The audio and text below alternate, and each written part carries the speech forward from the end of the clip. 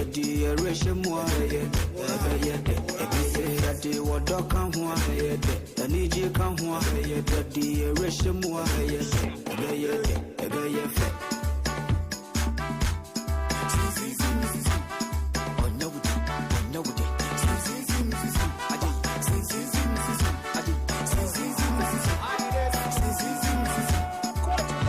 Since the days of Baba Yara, we've been there.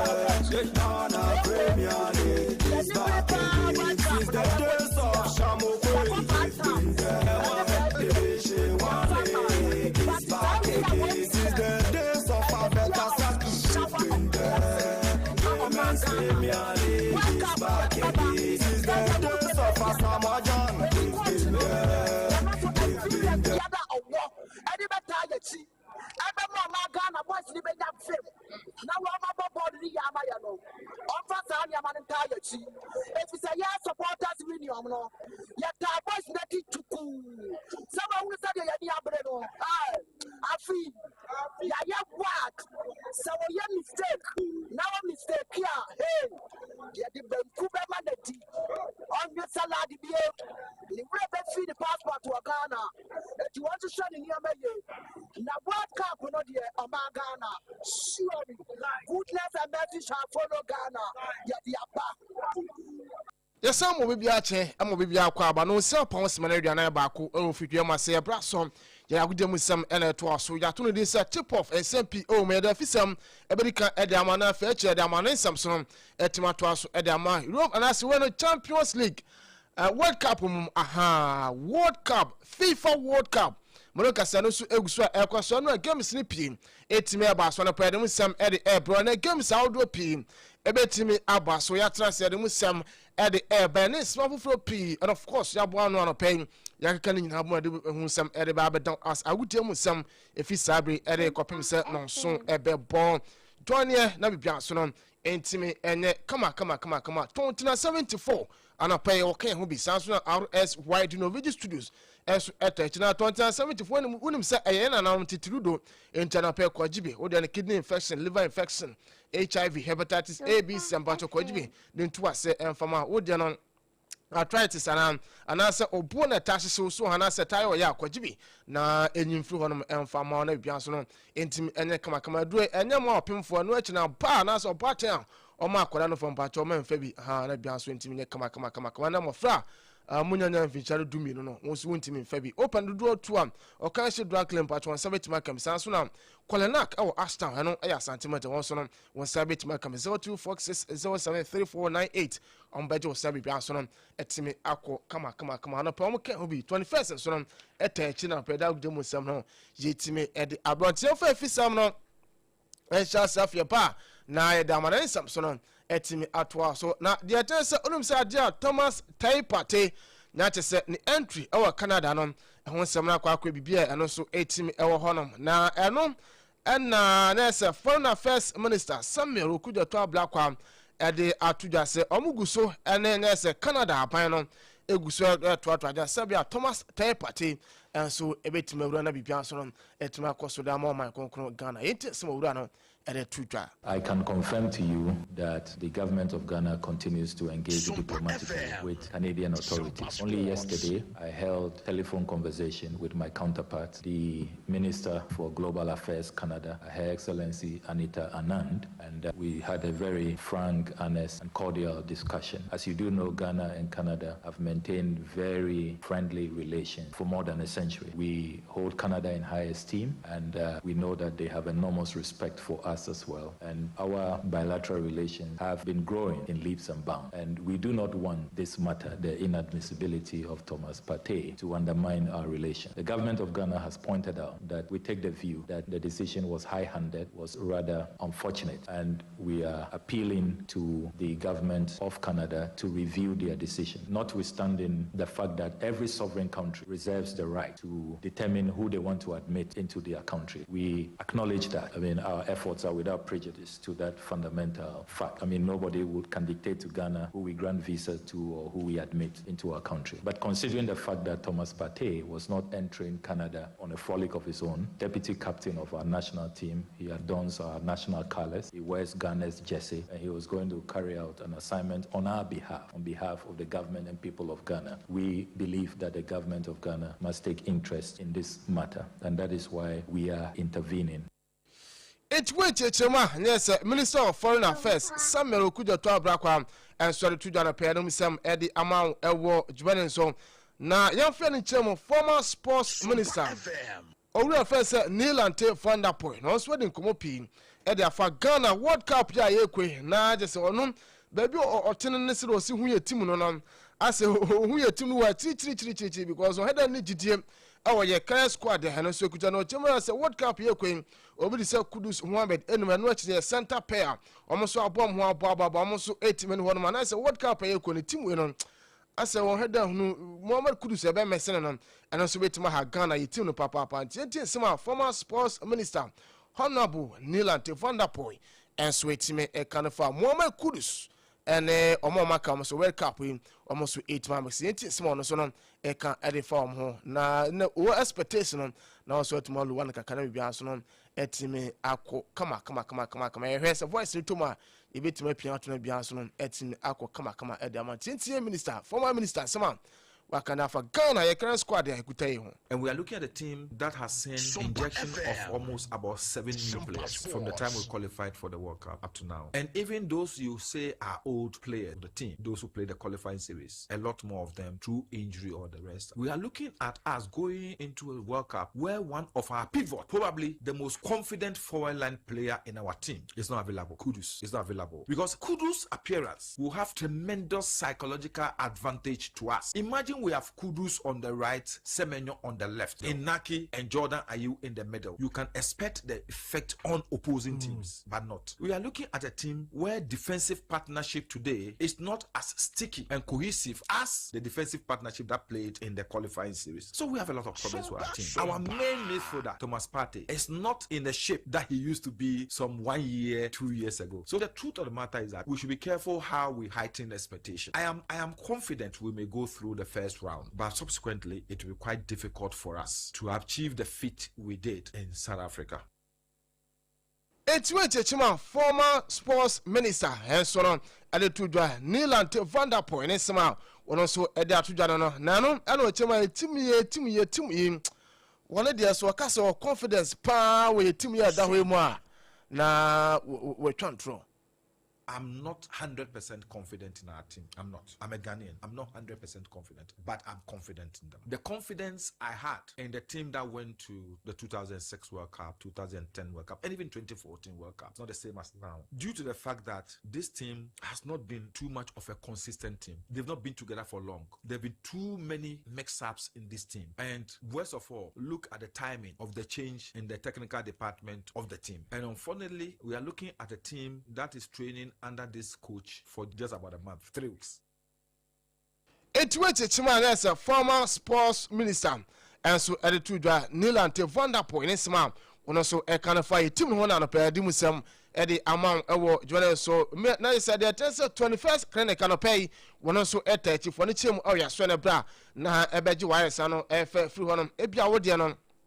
ya won some and Obani Berman, I had Jama, my son, some aqua, or best and fish and baby, one who your bombs will be himself a Baba Barnes and Bannon to me by a part of furniture over 21st as Swena Bra. Na Betty Banby of Fatuna, so and watching them, Ebia almost so swahon. Aha, more Diana, as I say, prostrate a large one who says something of furniture and so over 21st as Swem, what would the stroke. And I said, Sisiara been at 2 so furniture and so over 21st Nebra, now into what say, and for M1 every person, intimate, and come on, no, we are so for now. Jen, your judge didn't obiadi me Ghana, Africa, you are Sibe Piano, and yes, Siatica, Yane, expert, and so 18 Yane originator, Yan and pace setters, and commandant, and researchers, Monty furniture over 21st as Swena. Na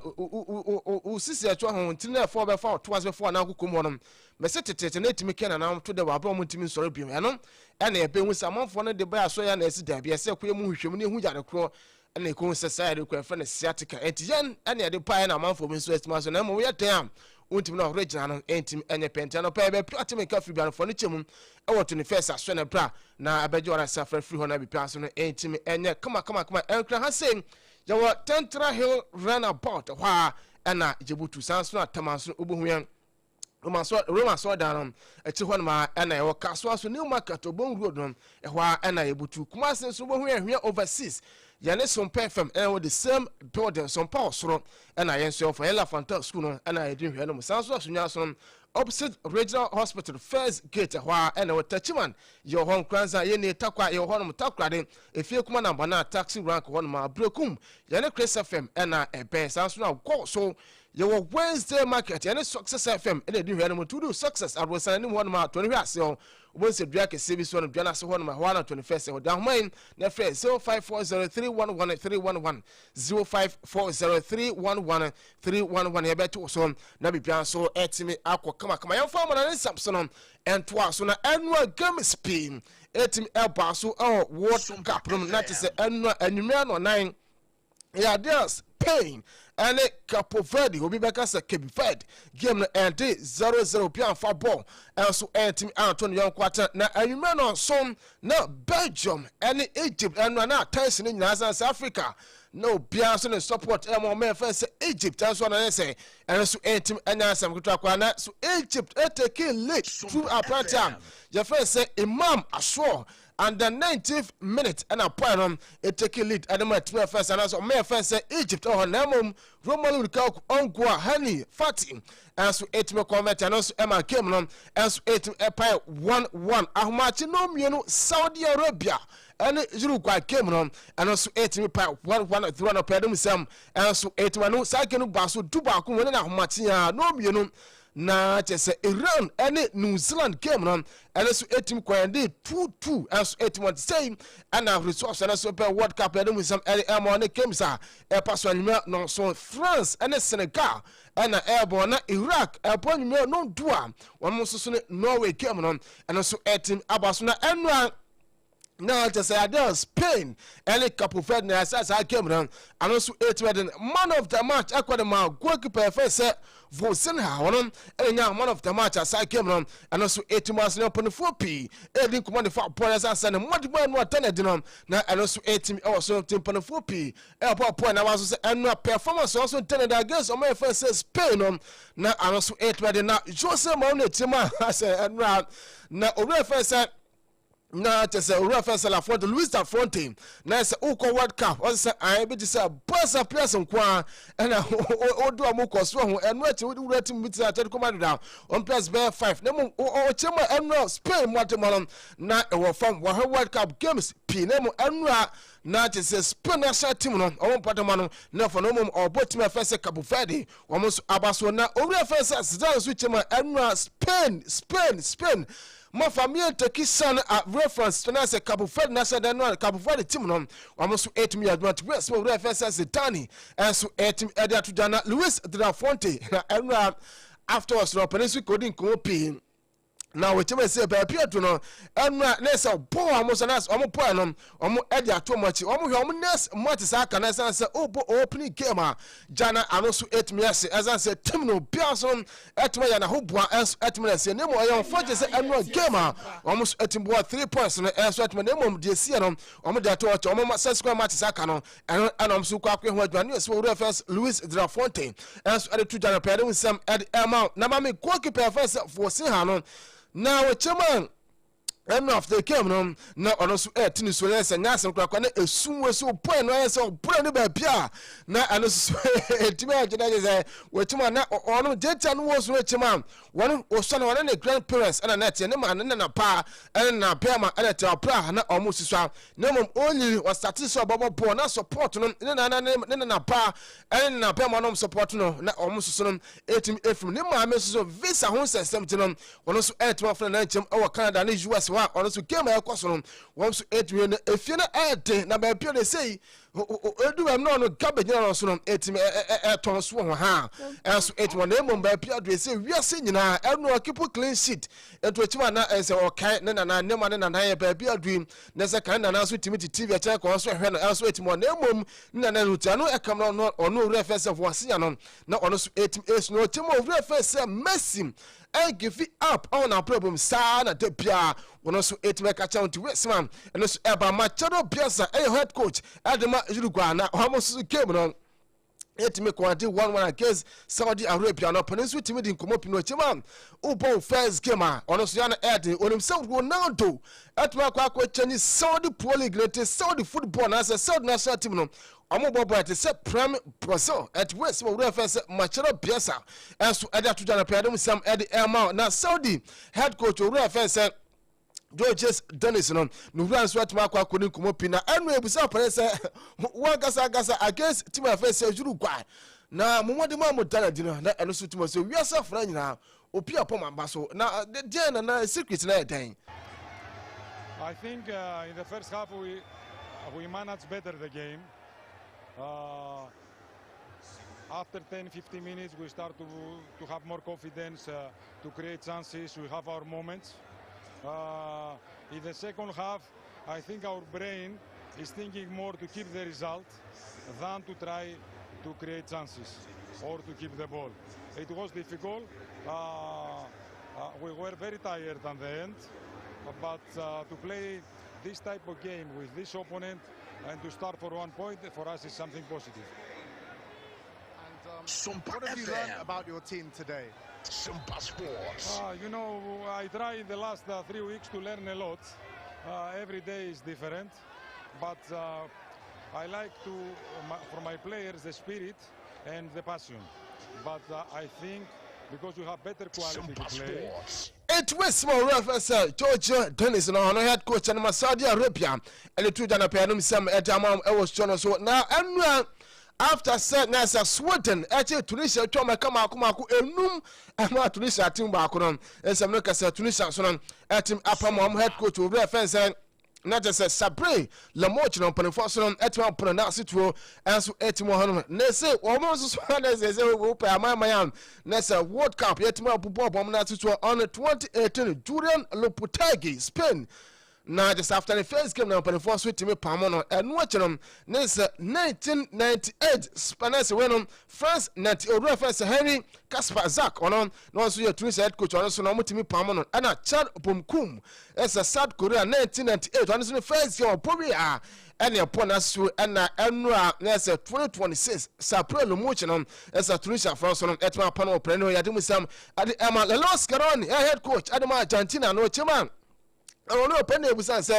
say what copy one we are less on Argentina, man, go far. Who did this upon Foson, Eba Mota, and was a Piatunum, or say, time flies, what I say, higher bread day in the afternoon, not a miracle, no one want to make us on any chances and as in the future. Oh, Argentina Timonon, so better Martin and us on Timitan, say, and Emma Costu the Argentina team now, on better Martin, see, mercenary, want to make us say, I, nice or my first Argentina, what copy, or Mokwati, and there's some national test of Rana, there to any post to Kogrum.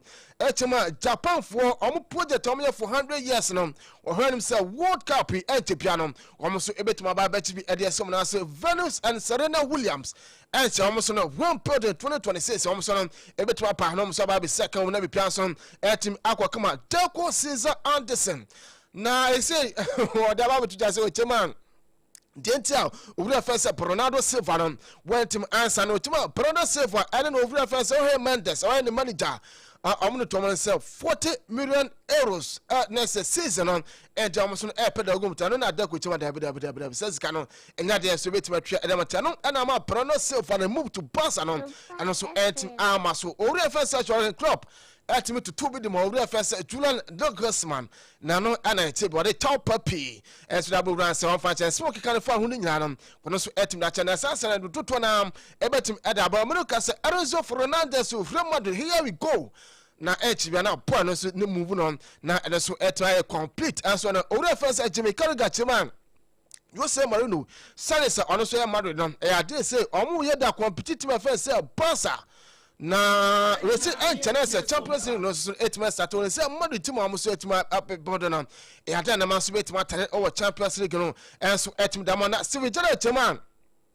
na just Edna Mo Salah game on so timi anon na e ata na mo man es etimo so na game no ultimi ka se we jare san se Mo Salah Edna na Mo Salah mo man es etimo so mo bo we se Mo Salah na ba so Edna one am so timi na se drum so timi na and so etwa ba na no timo azuru ka against Saudi se born opia hunu party ultimi direct any nation bia and so etimo to se mo bra no edato se Alex Chapman Fergus etimo over first Ruby Amaro ni move to team first AC Milan was a better move as it one and now France airport the Senegal na N'Golo Conte as what Macasada for Omukema and also it we cannot hide that we have a lot of quality Sompa in the team, FM. but I think it's the same for many other teams. We cannot see ourselves too beautiful or too strong. We have to have trust on our abilities, to have trust on ourselves, but the most important is tomorrow to take game by game, because a lot of things can happen in only one game, and Sompa to have Sports. trust on ourselves and to take game by game, because our opponent for sure we will make the game difficult Sompa for us, Sports. and we are not protected from anything. it which it will reference nice N'Golo Kante and so to Nutra Pedum Sam Eddie Amount award winners was Zlatan Ibrahimovic and I want to talk Academy reference Luis Drafonte and the team Spain and watching Fran Torres with him out point and I strike a other now let's be now all the Fran Torres and the James on Koshiguma so run or had a proper striker. And so 8 now reference Luther Matias Chema apology Jogging Club Edama reference Julian Legacy manam wanyintum na yakuya munum ma obra no so entimi enye bi nti wesema eno so eba nti one note enyawe so na yemfa tipo sports no fence na Ghana today adwa sare eba oduma kuma chame edikant na sidada na no po mami som no amomfa mu sem nyina emfa emno rich Bitmise and I enter ko Facebook name on YouTube and I acquire ono and I pictures and videos out ni nyina so honum edeme oboy mo brutal na tauma and I pictures in your one me from Sarfo Kantanka. Yes, sorry, Ghana today adwa sorry and odma kuma chame abna bodwa de pa ko fi omo ba na o ma ba beto so na